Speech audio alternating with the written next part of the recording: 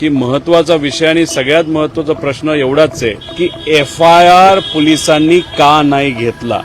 त्यांचा अभ्यास चांगला असल्यामुळे त्यांनी मला 2 दाखले दिले सुप्रीम कोर्टाचे, ज्याच्यामध्ये ॲक्सिडेंटल डेथ रिपोर्ट झाला असला तरी FIR घेता येतो, तो नागरिकांचा हक्क आहे. ॲक्सिडेंट झाला का घातपात झाला याच्याबद्दलची माहिती आपल्याला त्या ठिकाणी घ्यायची आणि त्यासाठी आपण सर्वजण प्रयत्न करतोय. एक तर FIR या महाराष्ट्रामध्ये घेतलाच जात नाही, हे खरं तर दुर्दैवी गोष्ट आहे. अमित भाऊंना मी विनंती केली होती की मला राज ठाकरे साहेबांना भेटायचंय, त्यांची मला वेळ मिळू शकते का. लगेचच राज ठाकरे साहेबांनी वेळ दिली, कारण त्यांनी मला विचारलं होतं की काय विषय. मी म्हणलं अजितदादांच्या बाबतीतलं जी काही ॲक्सिडेंट झालेला आहे, घातपात जो कुठला झाला आहे, त्याच्याबद्दलची माहिती आपल्याला मला द्यायची आहे. दादांचा विषय असल्यामुळे लगेचच्या लगेच मला तिथं वेळ मिळाला. आज इथं आल्यानंतर बराच वेळ त्यांनी सगळ्या घटना समजून घेतल्या. जी काय माहिती मी घेऊन गेलो होतो ती पूर्ण माहिती त्यांनी समजून घेतली आणि ती माहिती समजून घेतल्यानंतर बोलत असताना त्यांनी सांगितलं की महत्त्वाचा विषय आणि सगळ्यात महत्त्वाचा प्रश्न एवढाच आहे की FIR पोलिसांनी का नाही घेतला. त्यांचा अभ्यास चांगला असल्यामुळे त्यांनी मला 2 दाखले दिले सुप्रीम कोर्टाचे, ज्याच्यामध्ये ॲक्सिडेंटल डेथ रिपोर्ट झाला असला तरी FIR घेता येतो, तो नागरिकांचा हक्क आहे. आणि एक दुसरा दाखला ज्याच्यामध्ये काही झालं तरी FIR घ्यावाच लागतो पोलिसांचा, हा दुसरा दाखला त्यांनी तिथं दिला होता. त्यामुळे त्यांनी एकच प्रश्न केला की या महाराष्ट्रामध्ये एका व्यक्तीचा, एका मोठ्या नेत्याचा, महाराष्ट्राच्या देशाचा नागरिकाचा जर FIRच होत नसेल तर ही अतिशय दुर्दैवी गोष्ट आहे. त्या बाबतीत ते काय भूमिका घेतील, कसं घेतील हे आपल्याला येत्या काळामध्ये त्या ठिकाणी कळेलच. पण त्यांनी सांगितलं की दादांना मी ओळखत होतो, जवळून आम्ही काम केलेलं आहे, जेव्हा केव्हा भेटायचो आम्ही तेव्हा बोलायचो. दादा असले काय नाही तर कुणी असलं काय, पण मराठी माणसाला जर न्याय मिळत नसेल तर त्यासाठी जे काय करावं लागेल ते मी आमच्या लेवलला त्या ठिकाणी करू, एवढं त्यांना सांगितल्यानंतर आता विधिमंडळामध्ये तिथं काही आमच्या बैठका आहेत, काही लोकांनी मला वेळ दिली, तिथं जाऊन त्यांच्याशी मी चर्चा करणार आहे. कालपर्यंत CIDच्या चौकशीसाठी सगळेच रिपोर्ट्स येण्यासाठी वाट पाहत आहेत. खरं तर पायलट देखील जिवंत असल्याचं सांगितलं जात आहे, कोणत्या तरी देशात असल्याचं देखील म्हटलं जात आहे. नाही बघा, जे कुठले पायलट ते विमान चालवत होते ते जिवंत आहेत असं समजून चालणार नाही. जे आधी पायलट त्यांची नियुक्ती झाली होती, त्यांचं नंतर ते कॅन्सल झालं, ते आधीचे पायलट त्या ठिकाणी आहेत, त्यामुळे तो विषय तिथं राहत नाही. त्यामुळे त्या विमानामध्ये जे कोणी 5 जण होते त्याच्यामध्ये दादा होते, त्यानंतर अटेंडंट माळीताई होत्या, जाधव नावाचे जे सिक्युरिटी होते, पाठक नावाच्या को पायलट आणि कपूर नावाचे मेन पायलट, हे 5च्या 5 व्यक्ती दुर्दैवाने आज आपल्यामध्ये तिथं नाही. त्यामुळे कुणी जर सांगत असेल की ही व्यक्ती जिवंत आहे, ती व्यक्ती जिवंत, असं कुठंच काय नाही. ॲक्सिडेंट झाला का घातपात झाला याच्याबद्दलची माहिती आपल्याला त्या ठिकाणी घ्यायची आणि त्यासाठी आपण सर्वजण प्रयत्न करतोय. एक तर FIR या महाराष्ट्रामध्ये घेतलाच जात नाही, हे खरं तर दुर्दैवी गोष्ट आहे.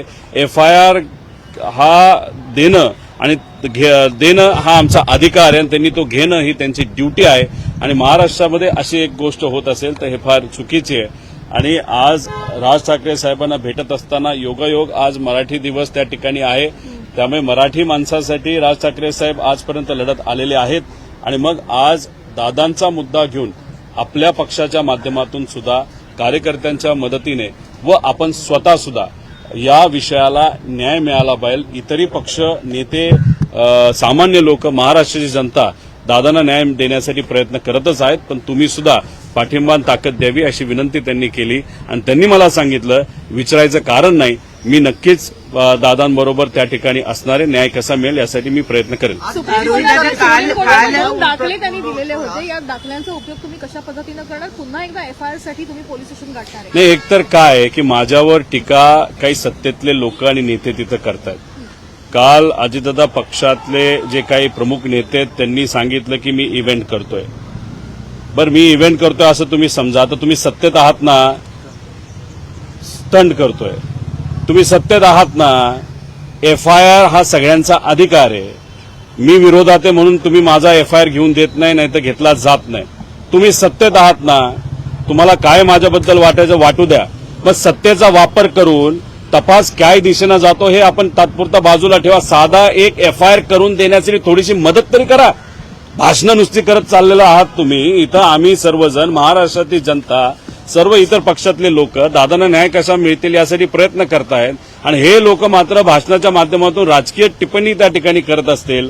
आणि दुर्दैव असं त्या भाषणामध्ये एक तर महाशय असे बोलले की म्हणजे नवीन पर्व त्या ठिकाणी सुरू झाले. अजित पर्व संपणारच नाही, कारण का लोकांच्या मनामध्ये दादांप्रती प्रेम आहे आणि ही घटना घडली त्याबाबतीत शंका आहे.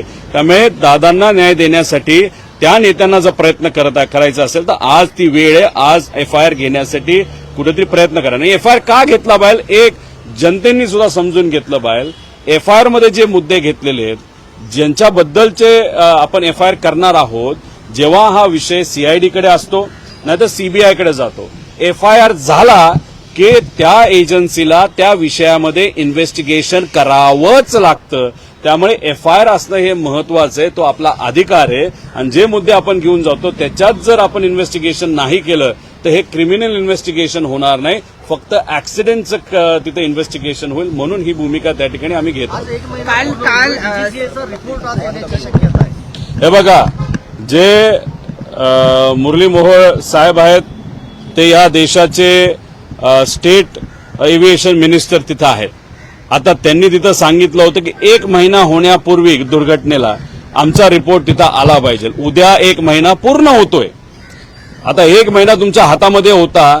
आता प्रिलिमिनरी रिपोर्ट तुमचा कधी येतोय हे आम्ही बघतोय. आज उद्या येतोय, याच्याची वाट आम्ही बघणार आहोत. मी सोमवारी 11 वाजता मुंबई या शहरामध्ये तिथे एक प्रेस कॉन्फरन्स घेणार आहे. त्या माध्यमातून खरा रिपोर्ट काय असतो, काय पद्धतीने या घटनेमध्ये काय काय गोष्टी घडलेल्या आहेत हे मी तिथे सिद्ध करेल. आणि रिपोर्ट जो आज उद्या येणार आहे तो जर थातूर मातूर दिला, नावापुरता दिला, तर महाराष्ट्राची जनता यांना सोडणार नाही. त्यामुळे थातूर मातूर साधा द्यायचा म्हणून एखादा रिपोर्ट तुम्ही देत असाल तर हे आम्हाला मान्य नाही. देत असताना योग्य पद्धतीचाच रिपोर्ट त्या ठिकाणी दिला गेला पाहिजे अशी आमच्या सगळ्यांची मागणी आहे. तुमच्यावर आरोप होतोय की तुम्हा सगळ्यांवरच म्हणजे शरद पवार पक्षावर की अजितदादांना अग्नी सुद्धा दिला नव्हता, तुम्ही विलिनीकरणाच्या चर्चा सुरू केल्या, सुनेत्रा पवार यांनी शपथ घेतली, तुम्ही त्यांचं अभिनंदन किंवा त्यांना शुभेच्छा कोणीही दिल्या नाही. काल सुद्धा मुद्दाम तुम्ही सगळा स्टंट केला, कारण काल त्यांना राष्ट्रीय अध्यक्ष घोषित केलं जात होतं. एक आपण सगळ्यांनी समजून घेतलं पाहिजे, तिथं कोणाची चर्चा झाली, कशी झाली हे त्यांनी सांगावं ना. नावं सांगा. कुठंच काय तिथं घडलेलं नाही. आम्ही सर्वजण तिथं दुःखात होतो. पवार साहेबांना सुद्धा तिथं शब्द निघत नव्हते, अशी तिथं परिस्थिती होती. तुम्ही जर बघितलं असेल की दुसऱ्या दिवशी कुठेही अडचण होऊ नये, लोकांना अडचण होऊ नये, तिथं कुठंतरी दंगल उसळू नये म्हणून लोकांच्या हितासाठी तिथं पवार साहेबांनी स्टेटमेंट देत असताना पवार साहेब काय कॅमेराकडे बघून स्टेटमेंट दिलेलं नाही, त्यांना वाचावं लागलं. कारण का पवार साहेब इतके भावनिक झाले होते, त्यांना शब्द फुटत नव्हते, म्हणून त्यांना काही गोष्टी लिहून दिल्या, त्या वाचल्या.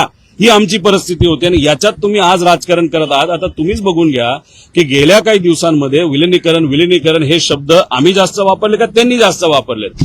अजितदादा पक्षाचे जे कोणी चार जे लोक आहेत त्यांनी काय केलंय तर त्यांनी फक्त हे विषयाला जिवंत ठेवलेलं आहे. का? याच्याशिवाय त्यांचं महत्व तिथं दिसत नाही. मला फक्त या नेत्यांना एवढंच सांगायचं, राजकारण तुम्ही करा, आम्ही आमच्या लेवलला करू, पण आता राजकारणाची वेळ नाही. पण तुम्ही तुमच्या पक्षामध्ये आज राष्ट्रीय अध्यक्ष कोण झाले तर सुनेत्रा काकी झालेले आहेत. त्याच्याच बरोबर आज उपमुख्यमंत्री कोण आहेत तर सुनेत्रा काकी आहेत. त्यामुळे तिथं वागत असताना स्टेजवर आणि इतर गोष्टीमध्ये जरा सांभाळून वागा, कारण महाराष्ट्र तिथं बघतोय. एक तर महिलांचा आदर ठेवणं हे महत्वाचं आहे. आणि दादांची वचक काय होती, दादांचं प्रेम कार्यकर्त्यांवर होतं, आमदारांवर होतं आणि महाराष्ट्रावर होतं. पण या जे काही 4 नेते आहेत त्यांचा वचक तर नक्कीच दादांचा तिथं होता. अहो काल आम्ही बघत असताना किती वाईट वाटलं. जायला जागा सुद्धा कुठं द्यायची तर ते नेते तिथे ठरवणार. कोणीतरी नेता काकींच्या खांद्यावर हात ठेवतो, कोणीतरी ओढतं, कोणी काय करतं. म्हणजे हे बघून महाराष्ट्राची जनता आम्हाला ह्या गोष्टी वाटत नाही. आता तुम्ही ह्याच्यात आम्ही राजकारण करतोय असं म्हणतोय. तुम्ही राजकारणाचा मुद्दा काढला म्हणून आता आम्ही भावनिक मुद्दा काढतो. त्यामुळे आमच्या काकींचा जो आदर आहे, कारण काकी मोठ्या नेत्या आहेत, त्या नक्कीच खूप चांगलं काम अजितदादांचं काम सारखं काम करतील असा आम्हाला विश्वास आहे. पण जरा सांभाळून वागा आणि सांभाळून त्या ठिकाणी बोला, एवढंच या ठिकाणी सांगतो. सुनेत्रा पवारांना काल माध्यमांशी काही बोलायचं होतं का, असं दिसलं का तुम्हाला त्या दृश्यांमधून? कारण त्यांना काही नेत्यांनी सांगितलं की पुढचं आम्ही बोलतो, अशी दृश्य सध्या नाही, मी माध्यमांवर फिरतायत. एक तर त्या सगळे भाषण कुठं ऐकले नाहीत. काकींचं भाषण मी ऐकलं, भाषण ते चांगलं होतं, त्यातून संदेश त्यांनी त्या ठिकाणी चांगला दिला. त्याच्या व्यतिरिक्त जे बाकीचे बोलले त्यांचं भाषण पूर्वी ऐकण्यासारखं नव्हतं आणि आजही ऐकण्यासारखं नाही. त्यात कंटेंटच नसतो, त्यात महत्वाचे मुद्दे सुद्धा त्या ठिकाणी नसतात. त्यामुळे मी काय त्यांचं भाषण ऐकलं नाही. नंतर काय घडलं हे मला तरी त्या ठिकाणी माहित नाही. पण एक आहे की सुनेत्रा काकी या सक्षम महिला आहेत, पवार परिवाराच्या एक घटक आहेत आणि मग त्याच्यात त्या प्रेस कॉन्फरन्सेसला सुद्धा समोर जाऊ शकतात. त्यांना वाटेल ते त्या ठिकाणी बोलू शकतात. जर कोणाला वाटत असेल की सुनेत्रा काकींना आपण कंट्रोल करू शकतो, दादांना कंट्रोल करता येत नव्हतं पण काकींना करता येईल, तर ते भ्रमात आहेत. थोड्या दिवसानंतर नक्कीच कळेल की ताकद काय असते आणि एक नेता कशा पद्धतीने पार्टी तिथं चालवत असतो. त्यामुळे ह्या 4 जे कुठले नेते आहेत त्यांनी थोडंसं सांभाळून राहावा, सांभाळून वागा, एवढंच या ठिकाणी सांगतो. काल बोलताना सुनेत्रा पवार असंही म्हणाल्या की दादांचं अर्धवट राहिलेलं स्वप्न मला पूर्ण करायचं आहे. काही अंदाज आहे कुठलं स्वप्न असेल? राज ठाकरेंना तुम्ही भेटलेला आहात, या भेटीमध्ये त्यांनी सांगितले की एफआयआर संदर्भातही नाराजी त्यांनी व्यक्त केली. आता तुम्हाला राज ठाकरेंकडून नेमक्या अपेक्षा काय आहेत आणि राज ठाकरे तुम्हाला काय आश्वासन देतात? तर बघा, इथं व्यक्तिगत लेवलला, भावनिक लेवलला मी राज ठाकरे साहेबांना त्या ठिकाणी भेटलेलो आहे. माझ्या मनामध्ये जे जे काय होतं ते मी तिथं बोलून दाखवलं. माझ्याकडे जे जे कागद होते ते मी त्यांना तिथं दिलेले आहेत आणि मी दुसरी कुठलीही तिथं अपेक्षा केली नाही. माझं फक्त एकच आहे की मराठी माणसाच्या पाठीमागे ते नेहमी भक्कमपणे त्या ठिकाणी राहिलेले आहेत. एवढ्या मोठ्या नेत्याकडनं आणि ते सरळ बोलणारे नेते आहेत, त्यामुळे त्यांच्याकडनं माझी नक्कीच अपेक्षा आहे, मनोमन अपेक्षा आहे. मी बोलून दाखवली नाही आणि ते योग्यच निर्णय आणि योग्यच पद्धतीने या विषयाला पाठिंबा देतील असा मला त्या ठिकाणी विश्वास आहे. आता काल सुनेत्रा काकींच्या बद्दल बोलत होता, त्यांचं राहिलेलं अर्धवट स्वप्न काकांचं काय होतं हे एकतर मी काकांकडे बघत असताना आणि अख्खा महाराष्ट्र अजित काकांकडे बघत असताना, काका हे महाराष्ट्राचे मुख्यमंत्री झाले पाहिजे अशी इच्छा आमच्या सगळ्यांची त्या ठिकाणी होती. आता काकी बोलत असताना अर्धवट राहिलेलं स्वप्न हे विकासाच्या बाबतीत, कारण दादा नेहमी फक्त विकासाबद्दल बोलायचे. महाराष्ट्राला एक नंबरचं राज्य बनवायचंय, विकास करायचा आहे, त्या स्वप्नाबद्दल त्या बोलल्या का वेगळं काही स्वप्न तिथं बोललंय हे मला माहित नाही. पण मी काकींनाही विनंती करतो, त्याच्याबरोबर सगळ्याच लोकांना, नेत्यांना जे सत्तेत विनंती करतो, एफआयआर दाखल होणं महत्वाचं आहे. दाखल जो एफआयआर होईल त्याच्यावरच इन्व्हेस्टिगेशन होईल आणि इन्व्हेस्टिगेशन त्या पद्धतीने झालं तरच आपल्याला अजितदादांना न्याय देता येईल.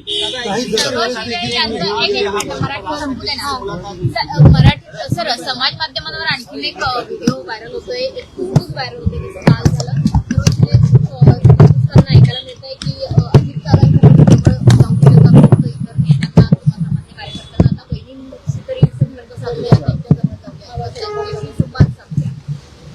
त्यांचं मत आणि सगळ्यांचं मत तेच ते 4 यांच्याबद्दल त्या ठिकाणी असावं, याच्या पलीकडे दुसरं कुठलं नाही. आणि एका महिला आमदारांनी ते बोलून दाखवलं, ते एका व्हिडिओवर आलं आणि ते लोकांपर्यंत पोहोचलं. याच्यावरनं समजून घ्या की एखाद्या नेत्याला जर आमदारांपासूनच लांब काही लोक ठेवत असतील, ते 4 लोक ठेवत असतील, तर मग बाकीच्यांचं काय? तरी दादा हे दादा असल्यामुळे त्या गोष्टी तशा होऊन देत नव्हते. पण तरी जर होत असेल तर काकींनी सुद्धा कुठेतरी सांभाळून राहिलं पाहिजे, एक पुतण्या म्हणून त्या ठिकाणी विनंती करतो. शोकसभेमध्ये जो व्हिडिओ दाखवण्यात आला त्याच्यामध्ये पण अजित पवार यांची कारकीर्द दाखवताना शरद पवार यांचा एकही फोटो दाखवला नाही. आणि दुसरी गोष्ट, 2022 नंतरचे अजित पवार दाखवले, 6 वेळा मुख्यमंत्री असलेल्या माणसाची कारकीर्द दाखवताना कमी पडलं. माझं एकच मत आहे की साहेबांचा फोटो दाखवला का नाही दाखवला, लोकांना माहितीये की साहेबांचं अजित काकांवर प्रेम होतं, अजित काकांचं साहेबांवर प्रेम होतं आणि त्यांच्या जडणघडणीमध्ये पवार साहेबांचा काय वाटा हे दुनियाला तिथं माहितीये. महत्वाचं काय, तो व्हिडिओ बघत असताना आमच्या डोळ्यामध्ये जेव्हा पाणी आलं, पण मनामध्ये एक शंका होती आणि एक कुठेतरी खंत सुद्धा होती की अजितदादांचं काम हे 40 वर्षाचं राजकीय कारकीर्द त्यांची आहे, त्यांचं काम आहे. पण दाखवत असताना जेव्हा कॅश बॉक्सच्या पद्धतीने फक्त 2 वर्षाचाच विषय त्या ठिकाणी दाखवला, पण त्यांचं बाकीचं जे काम आहे जेव्हा 85 सालापासूनचं ते असेल ना तर त्याच्या आधीपासूनचं असेल, जर तुम्हाला कोऑपरेटिव्ह मुवमेंट पासून बघायचं असेल त्या गोष्टी दाखवल्या नाही.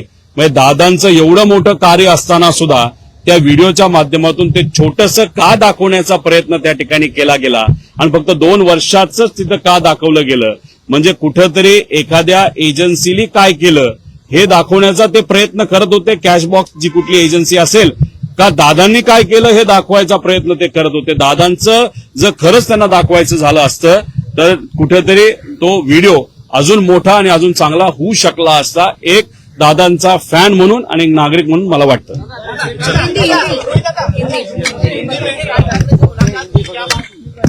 देखो, राज ठाकरे साहब को मैंने वहां पे डॉक्यूमेंट्स दिए हैं, एफआईआर नहीं हो रहा ये मुद्दा उनके सामने वहां पे मैंने प्रस्तुत किया. उसके साथ जो रिसर्च मैंने किया है वो डॉक्यूमेंट, जैसे अलग जो दूसरे बड़े नेता है जैसे राज ठाकरे साहब भी महाराष्ट्र के बड़े नेता है, उनको भी उसके बारे में भी इंफॉर्मेशन वहां पे मैंने दी है. उनका कहना है कि एफआईआर होना ये किसी भी व्यक्ति का हक है. अगर महाराष्ट्र में एक नेता का एक्सीडेंट या जो भी कॉन्स्पिरेसी है वहां पे उनका मृत्यु होता है, उनके मृत्यु के बारे में अगर एफआईआर महाराष्ट्र में लिया नहीं जा रहा तो ये उचित चीज नहीं है, ऐसे उनका स्टेटमेंट है. आगे जाके वो डेफिनेटली इस विषय के लिए सपोर्ट करेंगे, ऐसा मुझे विश्वास है.